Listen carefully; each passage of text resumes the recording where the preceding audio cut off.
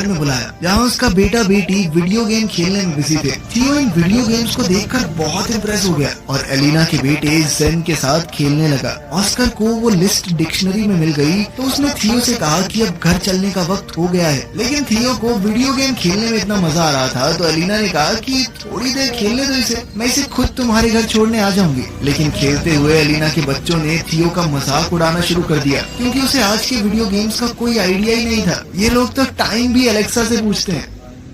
वापस जाकर थियो और ऑस्कर काम पर लग गए। छत पर जाकर ऑस्कर ने बताया कि लिस्ट में अलग अलग पोर्टल्स की जगह बता रखी है। इन दोनों ने बताई हुई जगहों पर चीजें फेंक कर टाइम पोर्टल्स को ढूंढने की कोशिश की, लेकिन कुछ नहीं मिला। ऑस्कर को लगा उसने कैलकुलेशंस में कुछ गलती की है और वो दोबारा से कैलकुलेशंस करने लग गया। इस दौरान थियो उससे पूछने लगा कि तुम हमेशा अकेले क्यों रहते हो और कोई दोस्त वगैरह नहीं है तुम्हारा, और खासकर एलिना को अपनी फीलिंग्स क्यों नहीं बताई आज तक। ऑस्कर ने कैलकुलेशंस करते हुए जवाब दिया कि भले ही एलिना का डिवोर्स हो गया है, लेकिन मुझे नहीं लगता हमारे बीच में बात बन सकती है। बिना ऑस्कर को बताए थियो ने ऑस्कर के फोन से मैसेज करके डेविड, एलिना और एलिना के बच्चों को घर पर डिनर के लिए बुला लिया। जब ये लोग दरवाजे पर आए तो ऑस्कर सबको देखकर चौंक गया। थियो ने बताया कि मैंने सबको फोन करके बताया और ऑस्कर उसकी शैतानी समझ गया। उनकी इस मुलाकात में ऑस्कर और एलिना एक दूसरे के करीब आ गए और अगले दिन एलिना थियो को शॉपिंग भी करवाने ले गई, उसे नए कपड़े दिलवाने। ट्रायल रूम में थियो हमेशा की तरह फुटबॉल की मजाकिया कमेंट्री कर रहा था। उसकी ये हरकत एलिना को याद आ गई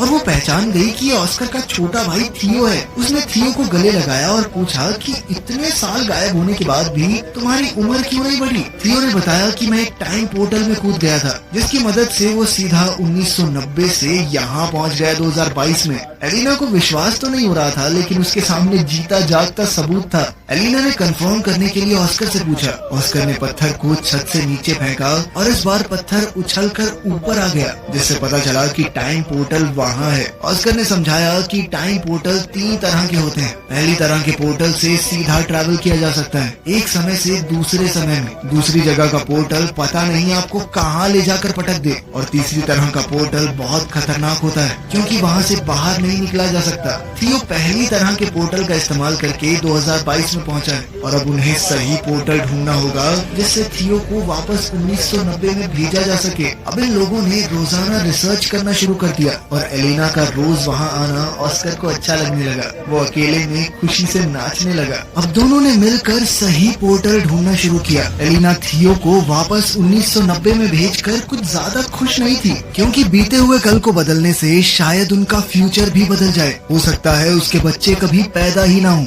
वो